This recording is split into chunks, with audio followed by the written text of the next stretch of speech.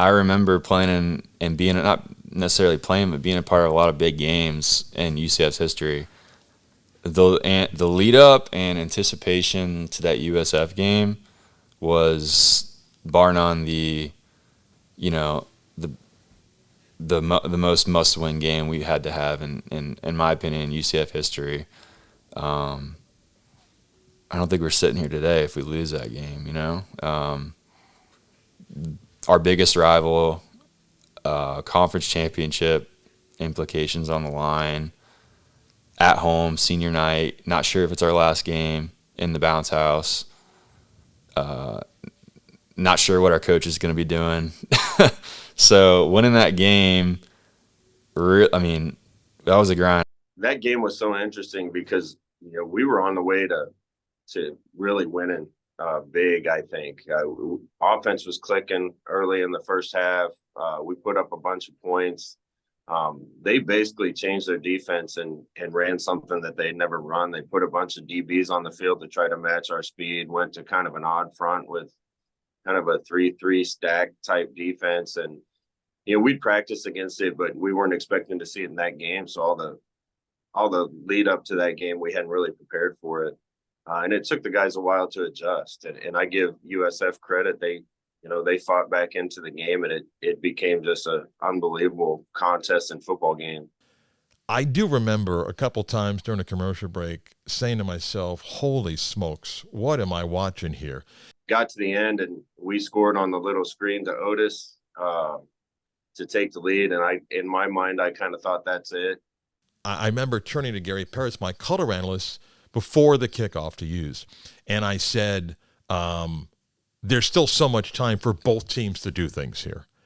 I'm not sure I had completely recovered from the shock and them scoring fast. My mind was really on what plays I was going to call to see if we could go down and get a field goal to win the thing. The good story is Javon DeWitt was our special teams coach, and I've heard him tell this story about 20 times, but Mike came up to him right after USF scored, and I'm sure we all had kind of stressful looks on our face. And Mike told Javon, "Don't worry about it. I got you." When they kicked off, which I was surprised because they had a kicker that kicked the ball to the end zone. When they kicked to Mike, I was really surprised. And when he made the second cut, I saw the angle, and he's gone. And I'm watching Mike out of the corner of my eye. That's where I saw Cabanas, and that's where I came up with a reservation for 6. But I'm also able to see our sideline explode. And as Mike is jetting down the field, I could see Scott Frost with 2 hands up in the air, almost like, good, because I didn't want to start calling plays again, although I think he had faith in McKenzie. But it was an unbelievable moment. Oh, I can tell you right now, I was there. I could feel it underneath me as I'm in the press box on Black Friday when Mike Hughes runs back the kickoff. And he's not supposed to score, because if he just takes a knee at the 1, they can kick a field goal and walk off the field. But instead, he scores, and they have to make it extra dramatic. And Richie Grant has to punch the ball loose, and Shaquem Griffin has to jump on the fumble. And the place was bouncing. It was really bouncing. You could feel everybody jumping up and down. It was incredible. I've covered a lot of really good football games. I was at the Vince Young Rose Bowl.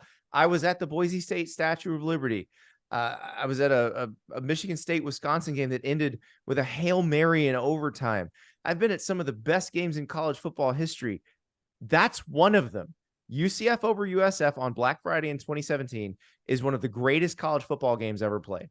My brother-in-law was in town for Thanksgiving, and he's from Michigan. So he's got preconceived ideas about what is UCF. Okay, all right, let's just go to this game and see what this is all about. So he went with my husband, Eric, who's now a professor here at UCF. So the two of them went and sat in the stands. I was at the game covering as a reporter. And so when we get in the car at the end of the game, UCF has won. My brother-in-law turns to me and he's like, that was the most fun I've had at a football game in quite some time. So UCF converted this Power 5 this, Power 5 that. They converted him into a believer. And remember at that time in 2017, UCF was ranked behind a 3-loss team in the playoff rankings, 7 2-loss teams. I think there were 15 going to that game. So people like my brother-in-law who are from Michigan didn't think UCF belonged anywhere near the conversation. But after he watched that game, his mind changed a little bit. And that to me is just a great example of how UCF won people over in 2017.